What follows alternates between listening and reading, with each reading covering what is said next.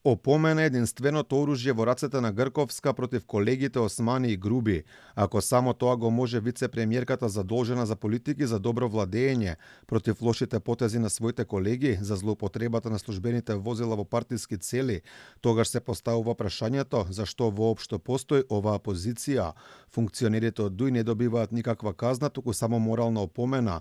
Вице-премиерката пред 4 месеци побара објаснување од првиот вице-премиер за неговото однесување, а тоа не го добила ниту 4 месеци подоцна. Артан Груби му изрековме опомена.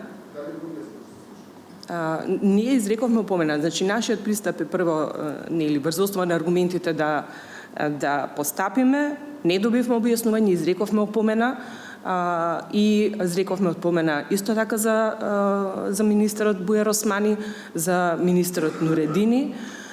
Исто така би рекла некоја морална опомена и укажување да се има предвид дека такви однесувања се недозволиви согласно етичкиот кодекс. Вице-премиерката која е задолжена да го мониторира прекршувањето на етичкиот кодекс и при негово евентуално второ прекршување повторно нема некаква поголема моќ, единствено што може да констатира дека бил прекршен и само да го извести за тоа премиерот. Ја запрашавме дали ако Османи и Груби втор пат го прекршат, дали ќе побара разрешување на овие двајца функционери, на што одговор не добивме. Кажавте дека имате можност, ако некој втор пат го прекрши, да му кажете на премиерот.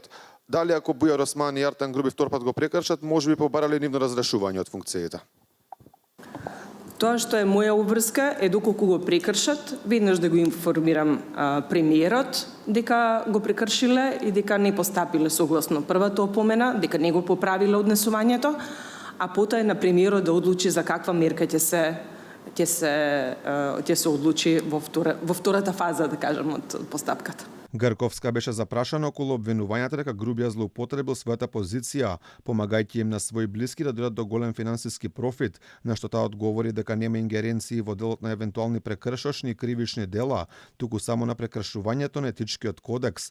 Инаку опозицијата објави дека фирмата Метролаб, основана од Ермир Имами, кој бил вработен кај Артан Груби, добила акредитација за вршење инспекција на мерила за зафатнење и проток на нафтени деривати и течен газ. Опозицијата објави дека братот на првиот вице-премиер Ветон Груби во центарот на Скопје купил голем деловен објект во моментите додека Груби е на позицијата прв вице-премиер.